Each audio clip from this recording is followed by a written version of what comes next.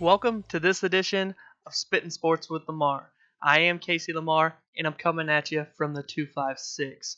Don't forget, if you enjoy this video, please like, share the video, and subscribe to the channel. If you do decide to subscribe, go ahead and click that notification bell right next to the subscribe button. It will let you know whenever I do post a new video.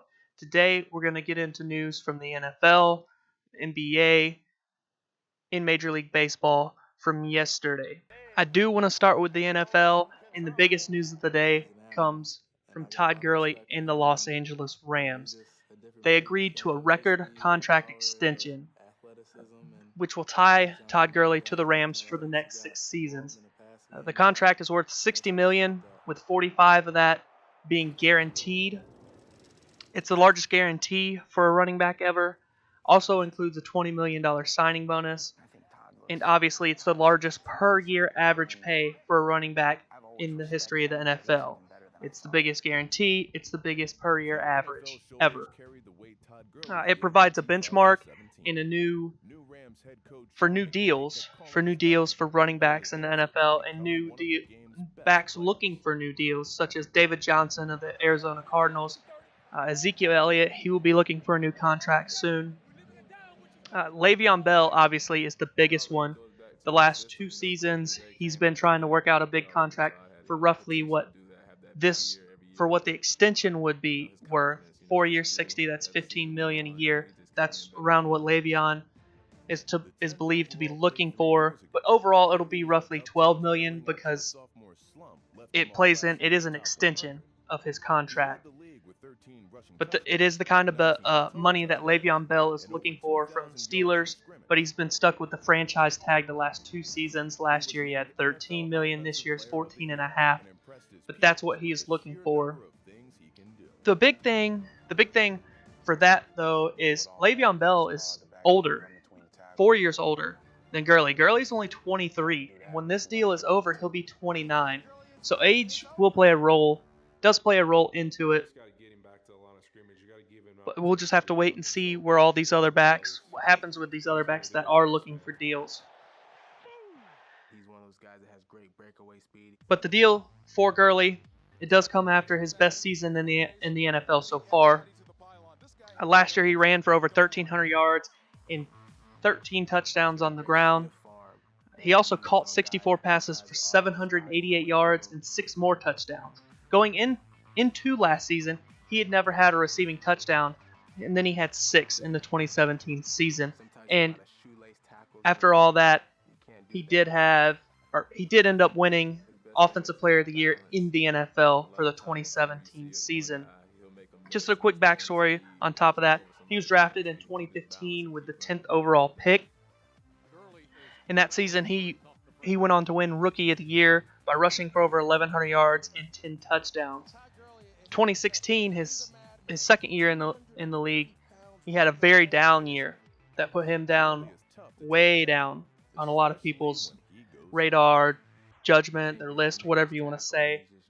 He did not have a single 100-yard game. He ran for only 885 yards and had only 6 touchdowns.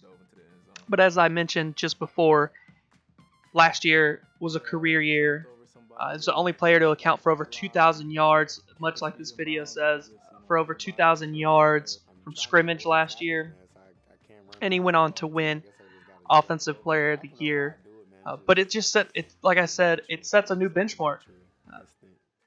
So be looking for running backs now, especially running backs of elite caliber.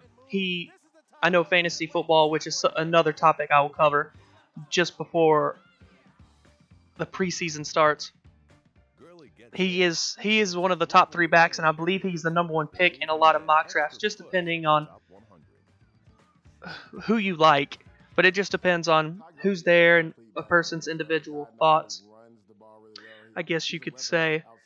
But I think it's deserved.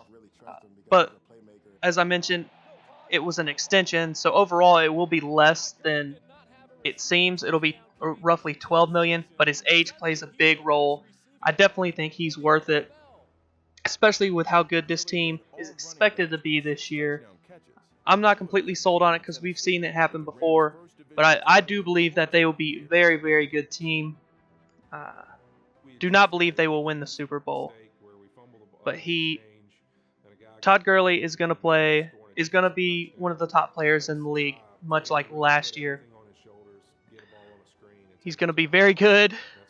I can't mention that enough. But $60 million, including $45 million guaranteed, largest ever for a running back. He will spend the next 6 seasons in LA unless he is cut or traded or any of those things. Moving on from Gurley, I wanted to touch on number 1 overall pick. Baker Mayfield has signed his rookie deal. It's worth 4 years, $32.5 million. I don't believe it's the pick that the Browns should have made at number 1. If he was there at number 4, yes, I believe they should have made that. That would have been a more reasonable place to pick him. But out of all the quarterbacks, I do believe he is the best one to have on your team if you want to win now. I thought the Browns would have been in a good position with Tyrod Taylor. He's a serviceable quarterback. He can play well enough to win some games for the Browns. But for a quarterback that was going to be drafted this year to win some games, I was looking at Baker Mayfield. You can't deny his passion for the game. He does do some things and has done some things off the field that make him very questionable. And then obviously the crotch grab. He's got to be a little bit smarter on the field. He's got a lot of passion. He's just got to be smarter about what he does on the field. But he will win some games, help the Browns win some games this year. Much improved team. Josh Gordon back. They traded for Jarvis Landry, which is somebody that I do believe is overrated. But he's still a quality player for them. They also picked up Nick Chubb. But for Baker Mayfield, number 1 overall pick of the Cleveland Browns, 4 years, $32.5 million.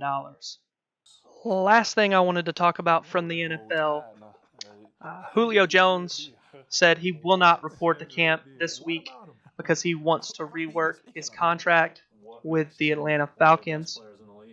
If he does decide to skip, he could be fined $40,000 each day that he misses.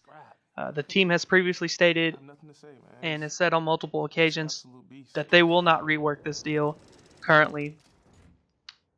He still has 3 years left on that contract. But my thoughts overall about it, from both sides, I see both sides in this discussion, because currently Julio Jones is outside the top 5 top paid wide receivers. I believe it was 9th overall. The figures get mixed in with incentives, things like that. But he is outside the top 5 in the league. And he is, if not the best, he is in the top 3. I have my top 3, you could really say any of these 3. DeAndre Hopkins, who almost seems quarterback proof, which he really has been. Julio Jones, he's just a freak in nature. Doesn't score as many touchdowns as he would like, but he is still a monster. And then Antonio Brown. Julio Jones definitely is a top 3 wide receiver, without a doubt. But from his side, I see why he would want that, would want the contract reworked, because he is a top 3 receiver and believes he should be paid as one. So he wants to rework the contract.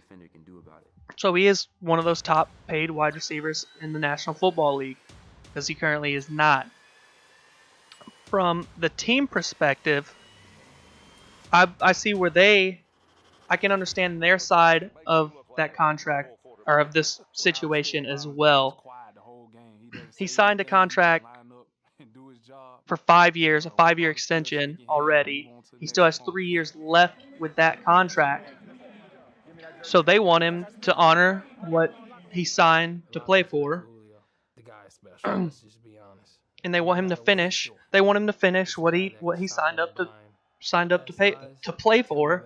And then they obviously would be willing to rework his contract. They would probably be more willing next season, or obviously with 1 year left, they would be more than willing to try to work out a contract extension with Julio. But like I said, I understand both sides. Julio is a top flight wide receiver, top 3 wide receiver for that matter. He's not being paid like one. He is in the top 10 of the highest paid wide receivers, but he is not in the top 3, which is where he should be.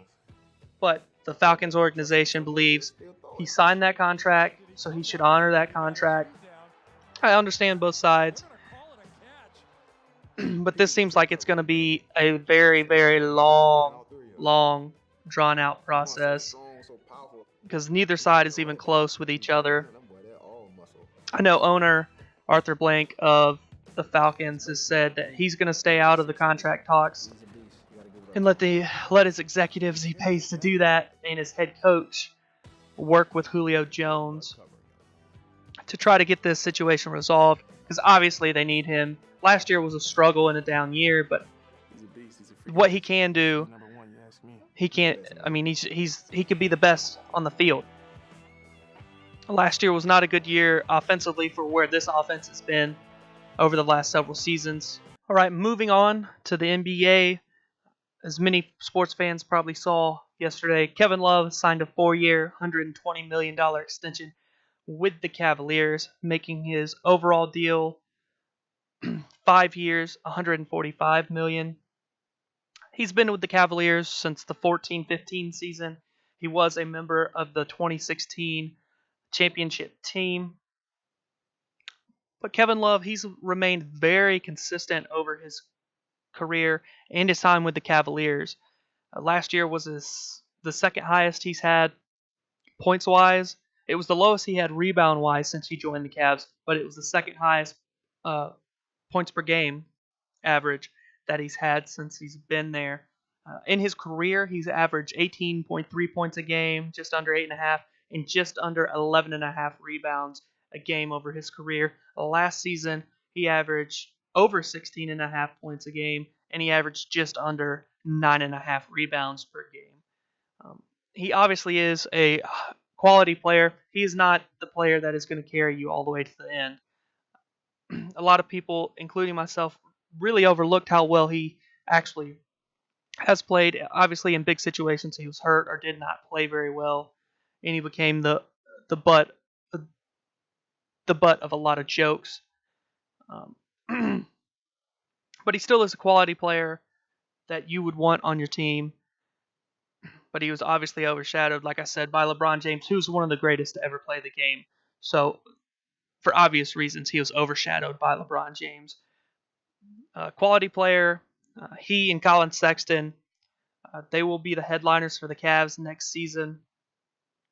And even though he probably may be their best overall player, Sexton obviously will be the talk, the one that everybody looks for, their first-round draft pick, and the way he can score the ball can be outrageous because he can go off at any time. He almost won a game. Obviously, it's the college game, but he played for Alabama, obviously, and they were playing Minnesota, but they were playing 3-on-5, and Colin Sexton almost single-handedly won the game.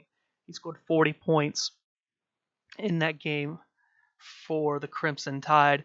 So he will probably be what everybody looks at. But Kevin Love, very good player, quality player. And hopefully him and Colin Sexton can carry the Cavs, possibly do a playoff spot. We'll just have to wait and see for next season. I wanted to move next to Carmelo Anthony. I don't think it still hasn't been official, but you can go ahead and say it's official because it doesn't look like anybody else is even trying to go after him at this point. Carmelo Anthony to the Rockets on the $2.4 million veteran minimum, like I said yesterday. My thoughts on it are the pros. Well, some of the things I think should happen. The pros, he can still score the ball. And I believe him coming off the bench would be amazing for them to have somebody that can just come on the floor and score 16 or so points.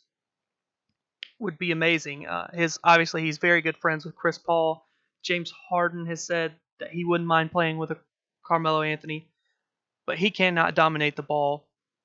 We'll go on to the cons. He cannot dominate the ball.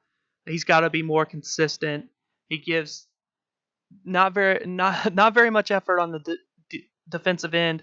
Harden always gets gets called out or talked about for his lack of defense.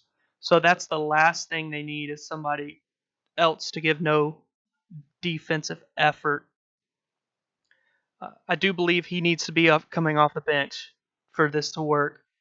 I do not think it makes them any closer to winning an NBA championship, but it could work and they could win a lot of games and be right back where they were last year. But he needs to come off the bench for that to happen. That's really what needs to happen for that to work. Also, D'Antonio, the coach for the Rockets, he was the coach at the Knicks when Melo was still there, and that did not work out very well. D'Antonio was out. They thought the Knicks were going to be a good team, compete in the East, but it didn't last very long, and it did not work out very well. But it'll be interesting to see them come back together to see how that works out. We'll just have to wait and see when the NBA season rolls around again later in the fall. The last thing about the NBA, Kawhi Leonard and Danny Green both passed their physicals for the Toronto Raptors, making the blockbuster deal from last week with the San Antonio Spurs officially official now. It is official since they passed their physicals. So that one is signed, sealed, and delivered, officially official now.